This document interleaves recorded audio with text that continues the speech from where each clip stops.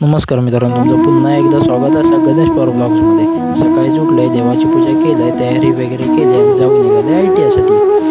आपल्या नवीन ब्लॉगची सुरुवात श्रीदेव पाचोबाच्या नावानं करूया.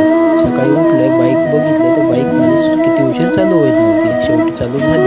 ती बाईक काढून निघाले मी ITI जाऊसाठी.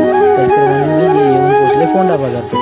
फोंडा बाजार असल्यामुळे आज बाजार भरून गेलो. नंतर आमचे पप्पा भेटले.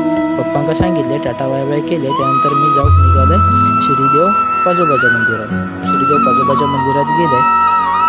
मंदिरात जाऊन बघते तर एकदम मन तृप्त झाला होता.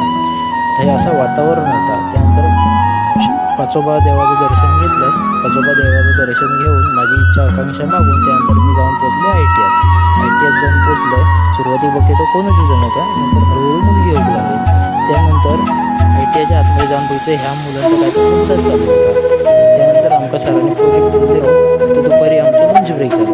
लंच ब्रेकसाठी हॉटेलमध्ये गेला.